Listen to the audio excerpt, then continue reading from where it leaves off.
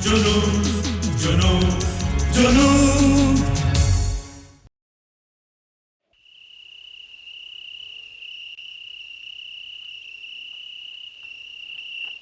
इतनी रात हो गई और आपकी लाडली अभी तक तशरीफ नहीं लाई। तुम तो बस बैठे रहो, कुछ करते क्यों नहीं? भाई टेलीफोन तो किया था मैंने उसके होटल। हाँ? पता है क्या कह रहे थे? क्या? यानी कि आप किस किस्म के फादर हैं, आपको ये नहीं मालूम कि आपकी बेटी 2 महीने से छुट्टियों पे है। हाँ? होटल वो गई ही नहीं। मालूम नहीं वो कहाँ होगी, किस हाल में होगी। गौरी कहीं ये तो नहीं हो सकता कि वो अपनी उस सहेली, क्या नाम उसका, शैला के साथ कहीं ऐश कर रही हो? तुमको शर्म नहीं आती? अपनी बेटी के बारे में ऐसी बात करते हो। और फिर वो सहेली तो बम्बई में है ही नहीं। तो फिर कहाँ गई रीमा?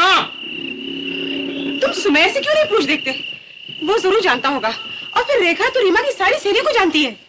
हाँ? सुमैर से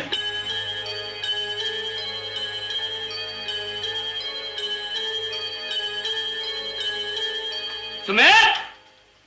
अरे बाबा आप, व्हाट ए प्लेजेंट सरप्राइज। बेटे रीमा घर नहीं लौटी, पता नहीं कहाँ चली गई। तुम्हारी माँ बड़ी परेशान है।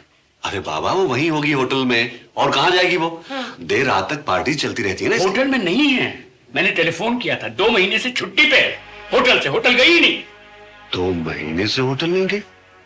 अरे बाबा उसका भी वहां किसी से मेरी तरह झगड़ा हो गया होगा। आखिर बहन किसकी है, आप फिक्र मत करो, हम उसे ढूंढ निकालेंगे। देखा तुम्हारे साथ आओ, माँ अकेली होंगी, उनके पास चलिए। चलिए बाबा। मुड़ मुड़ के न देख, मुड़ मुड़ के जिंदगानी के सफर में सपना तेरे साथ है। मुड़ मुड़ के न देख, मुड़ मुड़ के।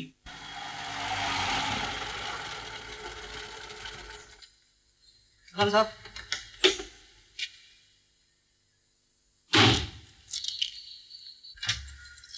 मुड़ मुड़ के न देख, मुड़ मुड़ के। ये मनहूस कहाँ से आ गया? इससे अच्छा तो बिल्ली रास्ता काट जाती। मनमोहन जी, जी इतने सज धज के आप कहाँ जा रहे हैं?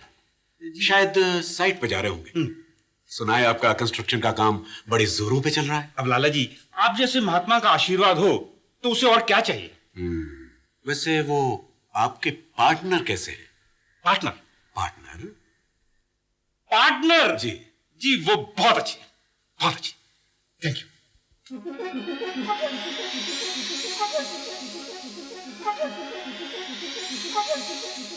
रहने दीजिए लाला जी, मुझे तो यकीन ही नहीं हो रहा है। ये बात तो मैं सुन सुन के थक गई हूँ कि आदित्य 1-2 दिन में वापस आ रहा है। लेकिन इस बार वो वाकई आ रहा है, और तुम्हें ये जानकर खुशी होगी कि वो जो स्वीडन वाली डील थी ना, वो भी फाइनलाइज हो गई। कौन है वहां? हाँ, तो आप क्या कह रहे थे लाला जी? मैं कह रहा था कि स्वीडन वाली डील भी फाइनलाइज हो गई है। उन्हें हैंडल करना बहुत मुश्किल था, लेकिन तुम्हारा बेटा तो बृजभूषण से भी 10 कदम आगे निकला। जापानियों से भी कम कीमत पर डील कर ली है उसने। ये सब तो आप ही की कोशिशों का फल है लाला जी। ये मनमोहन इतना सज धज कर कहां जा रहा था? वो उसका काम चल रहा है ना, साइट पर गया होगा। भाई ईंट गारे का काम करने वालों को इतनी सज धज कर जाते हुए मैंने तो देखा नहीं। पता नहीं क्यों उसकी हर हरकत से मुझे बहुत डर लगता है। क्यों छोटी छोटी बातों पे अपना वक्त जाया करते हैं आप लाला जी? मैं उसे निपट रही हूं ना। तुम्हारी मर्जी।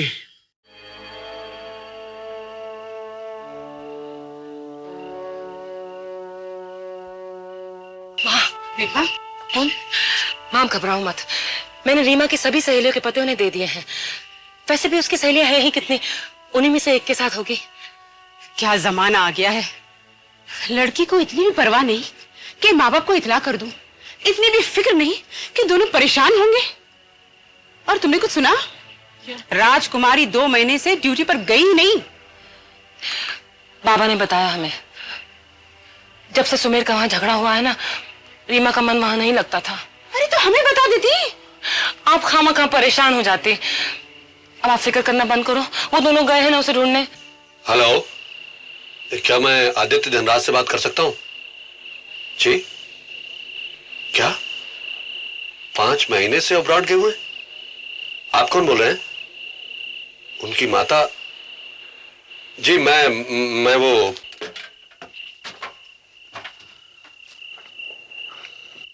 क्या हुआ बेटे, क्या मालूम हुआ? आदित्य धनराज तो पिछले 5 महीने से अब्रॉड है। अच्छा, तो अब इतने बड़े शहर में किससे पूछेंगे, कहाँ ढूंढेंगे उसे? मेरे ख्याल से अब घर चलते हैं, शायद वापस आ गई हो। हाँ चल, प्लीज गॉड, प्लीज गॉड।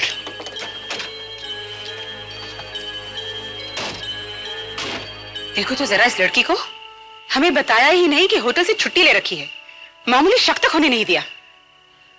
बाबा और सुमेर तो अपने कंस्ट्रक्शन के काम में इतने फंसे हुए हैं कि उन्हें तो फुर्सत ही नहीं मिलती। वरना कम से कम सुमेर को तो पता लगना चाहिए था कि रीमा इतने दिनों से होटल गई ही नहीं। आई? नहीं नहीं आई, हर जगह ढूंढ लिया, कहीं नहीं मिली। अब सुबह तक इंतजार करना पड़ेगा, शायद सुबह तक आ ही जाए वो। और अगर नहीं आई तो सुमेर? ऐसा क्यों कहती हो माँ, आ जाएगी वो, तो ढूंढ लाएंगे हम उसे।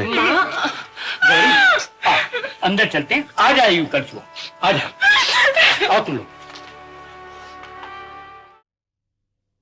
अब आप ही बताइए लाला जी, इसमें मेरा क्या कसूर है?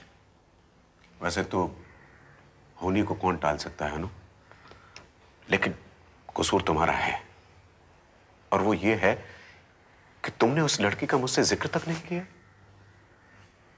वो एक शरीफ घर की लड़की थी। उसके पिता विनायक शंकर ने हमारी पहली फैक्ट्री का शेड बनाया था। अब तो बेचारे वो भी चल बसे। जहां भी उसकी मर्जी होती मैं उसकी शादी वही कर देती, लेकिन ये बात तो मैं सोच ही नहीं सकती कि मेरी बहू शादी के पहले का बच्चा मेरे घर में ले आए। अब भी नहीं सोच सकती मैं ये बात। वक्त बदल गया है अनु। हाँ लाला जी, वाकई वक्त बदल गया है। नहीं तो मेरा बेटा यूं मुझसे मुंह न मोड़ लेता। आज नहीं तो कल तुम दोनों के बीच की दरार भर जाएगी। समय बड़ा बलवान होता है अनु। बस तुम अपनी सेहत का ख्याल रखो। देखो, इस अटैक से तो तुम बाहर आ गई हो, लेकिन ईश्वर न करे फिर से। अब देखो ना, आदित्य भी कितना परेशान रहता है। नई फैक्ट्री का काम शुरू हो चुका है, लेकिन वो उसमें दिलचस्पी ही नहीं ले रहा। अब मेरी बूढ़ी हड्डियों में इतना दम नहीं रहा, लेकिन फिर भी सालों में बनाई ये इमारत कहीं ढह न जाए, इस डर से हर बार कमर कस के खड़ा हो जाता हूं। ये लोग दफ्तर से बार बार टेलीफोन करके मुझे क्यों तंग कर रहे हैं? चेयरमैन आप हैं, मैं नहीं हूं। इन्होंने दवा खाई? शायद नहीं भाई, पिछले आधे घंटे से तो मैं यहां बैठा हूं, मेरे सामने तो नहीं खाई।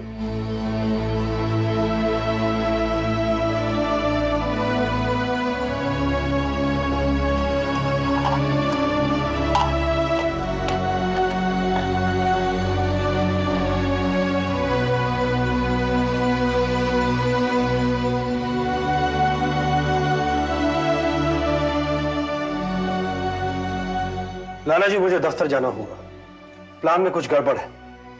मैं आपको शाम को मिलूंगा।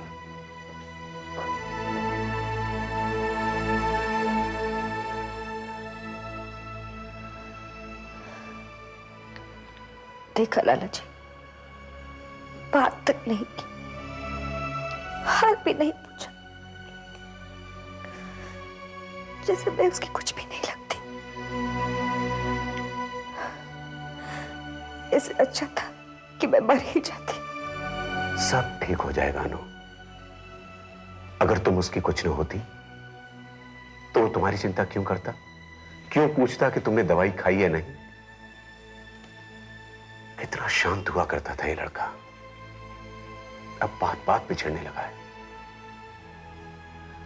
अच्छा अनु, मुझे भी दफ्तर जाना है, और मुझे डर है कि कहीं वो आर्किटेक्ट से ही न झगड़ बैठे। मेम साहब, मनमोहन चाचा का कमरा अंदर से बंद है। मैं काफी देर से खटखटा रहा हूं, मगर कोई जवाब ही नहीं देता। अरे तो आवाज दो, दरवाजा पीटो। दूध पड़ा, सो रहा होगा कम वक्त।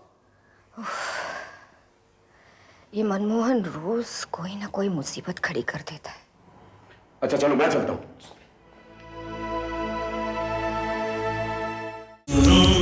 जुनून